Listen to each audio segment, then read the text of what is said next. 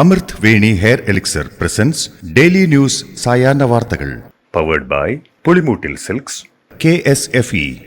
എന്താ ഒരു mood off? ഇപ്പൊ മുടി വല്ലാതെ കൊഴിയുന്നുണ്ട്, അതാ തോന്നുന്നു. ഈസ്ട്രജന്റെയും വൈറ്റമിൻ ഡിയുടെയും കുറവാണ് മിക്ക സ്ത്രീകളുടെയും മുടി കൊഴിച്ചിലിന്റെ പ്രധാന കാരണം. അമൃത് Veni hair elixir for women സ്ത്രീകളുടെ മുടിയുടെ വളർച്ചയ്ക്കും ശക്തിക്കും അത്യാവശ്യമായ herbal ഈസ്ട്രജനാലും vitamin ഡിയാലും സമ്പുഷ്ടമാക്കിയതാണ് Amrit Veni hair elixir for women. നമസ്കാരം, ഞാൻ പ്രവീജ വിനീത്. ഡെയിലി ന്യൂസിന്റെ സായാഹ്ന വാർത്തകളിലേക്ക് സ്വാഗതം. ഇന്ന് മാർച്ച് 24 തിങ്കളാഴ്ച. ലഹരി വിപത്തിനെ ചെറുക്കാൻ എല്ലാ വിഭാഗം ജനങ്ങളെയും വിവിധ വകുപ്പുകളെയും സ്ഥാപനങ്ങളെയും ഏകോപിപ്പിച്ച് ഏപ്രിൽ മുതൽ അതിവിപുലമായ ലഹരി വിരുദ്ധ ക്യാമ്പയിൻ നടപ്പിലാക്കുമെന്ന് മുഖ്യമന്ത്രി പിണറായി വിജയൻ. ഈ മാസം 30-ന് വിദഗ്ധരുടെയും വിദ്യാർത്ഥി യുവജന സംഘടനകളുടെയും സിനിമാ, സാംസ്കാരിക, മാധ്യമ മേഖലകളിലെ സംഘടനകളുടെയും അധ്യാപക, രക്ഷാകർതൃ സംഘടനകളുടെയും യോഗം ചേർന്ന് കർമ്മപദ്ധതി തയ്യാറാക്കും.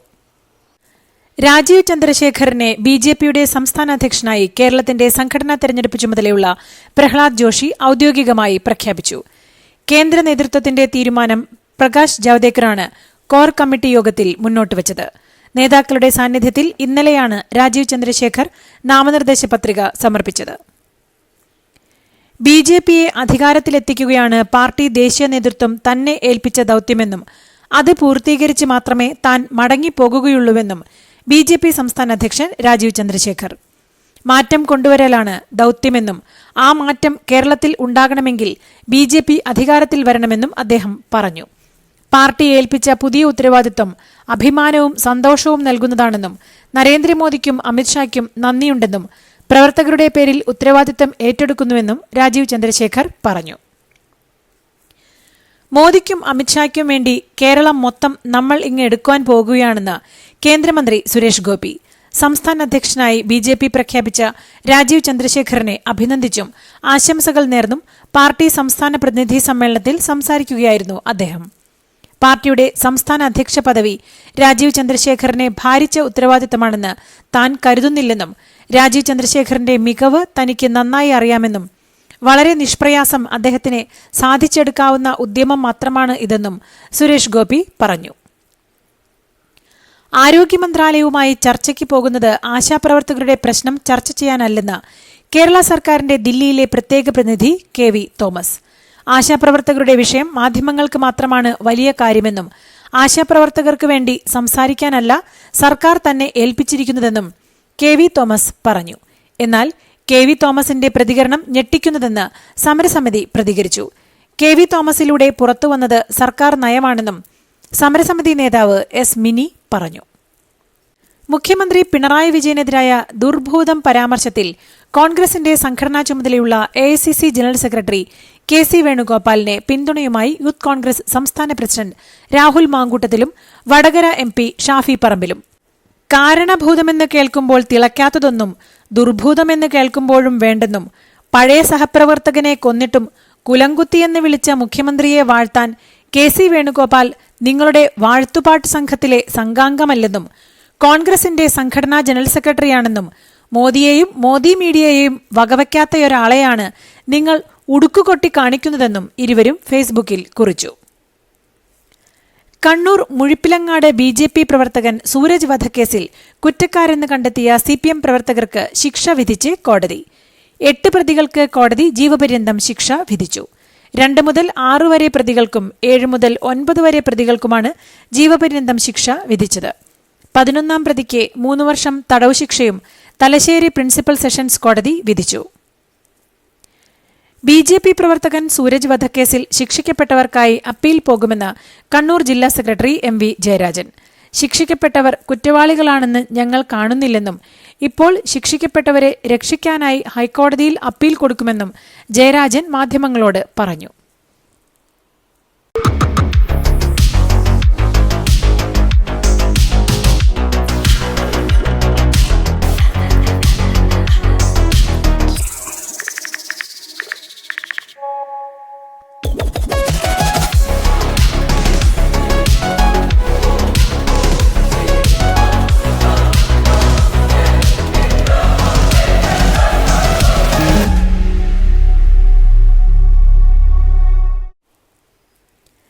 സെക്രട്ടേറിയറ്റിന് മുന്നിലെ സമരകേന്ദ്രത്തിൽ ഇന്നു മുതൽ സമരം ശക്തമാക്കി ആശാവർക്കർമാർ.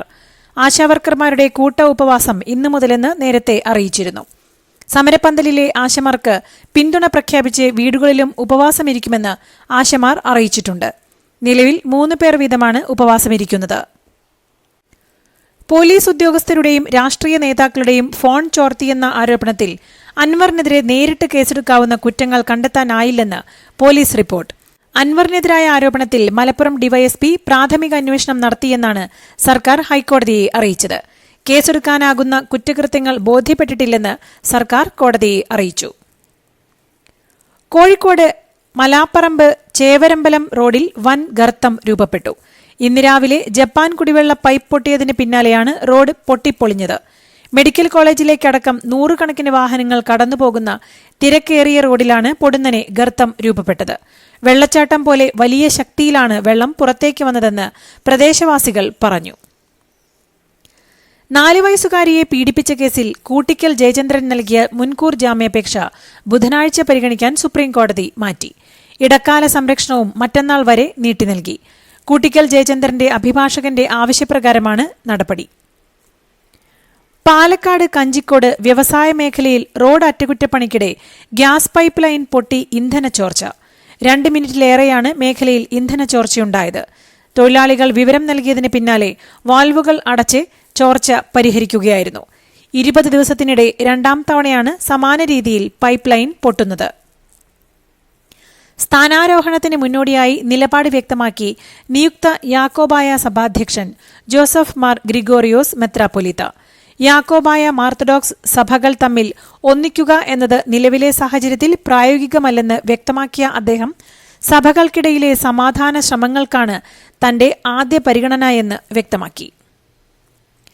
സിപിഎമ്മിന്റെ കേരളത്തിലെ ആദ്യ സംസ്ഥാന കമ്മിറ്റിയിലെ അംഗവും ജോയിന്റ് കില്ലർ എന്നറിയപ്പെട്ടിരുന്ന മുതിർന്ന നേതാവുമായിരുന്ന അനിരുദ്ധന്റെ മകൻ കസ്തൂരി അനിരുദ്ധൻ ഹിന്ദു ഐക്യവേദി തിരുവനന്തപുരം ജില്ലാ പ്രസിഡന്റായി ചുമതലയേറ്റു. സിപിഎം നേതാവ് എ സമ്പത്ത് സഹോദരനാണ്. ടേക്ക് ഓഫിനിടെ വിമാനത്തിൽ പക്ഷിയിടിച്ചതിനെ തുടർന്ന് വിമാനം റദ്ദാക്കി. തിരുവനന്തപുരത്ത് നിന്ന് രാവിലെ 7:30 പുറപ്പെടേണ്ടിയിരുന്ന ഇൻഡിഗോ വിമാനമാണ് റദ്ദാക്കിയത്. ടേക്ക് ഓഫിന് തൊട്ടുമുൻപാണ് വിമാനത്തിൽ പക്ഷിയിടിച്ചത്. തുടർന്ന് ബാംഗ്ലൂരുവിലേക്കുള്ള വിമാനം റദ്ദാക്കുകയായിരുന്നു. ഇതിന് പകരം വിമാനം വൈകുന്നേരമായിരിക്കും പുറപ്പെടുന്നതെന്ന് അധികൃതർ അറിയിച്ചു. ഈങ്ങാപ്പുഴ കക്കാട്ടെ വീട്ടിൽ കയറി ഭാര്യ ഷിബിലയെ വെട്ടിക്കൊന്ന കേസിൽ ഭർത്താവ് യാസിറിനെ താമരശ്ശേരി കോടതി 4 ദിവസത്തെ പോലീസ് കസ്റ്റഡിയിൽ വിട്ടു. വിശദമായി ചോദ്യം ചെയ്യാനും തെളിവെടുപ്പ് പൂർത്തിയാക്കാനുമാണ് പോലീസ് കസ്റ്റഡിയിൽ ആവശ്യപ്പെട്ടത്. 27 രാവിലെ 11 മണിവരെയാണ് കസ്റ്റഡിയിൽ അനുവദിച്ചത്. കഴിഞ്ഞ ചൊവ്വാഴ്ചയാണ് യാസിൽ ഭാര്യ ഷിബിലയെ ആക്രമിച്ചത്. മോൾക്ക് ബർത്ത്ഡേ ഗിഫ്റ്റ് വാങ്ങണ്ടേ? ഷോപ്പിൽ കൊണ്ടുപോയി ഇഷ്ടമുള്ളത് വാങ്ങി കൊടുക്കാം. അപ്പൊ ഏട്ടൻ വരുന്നുണ്ടോ?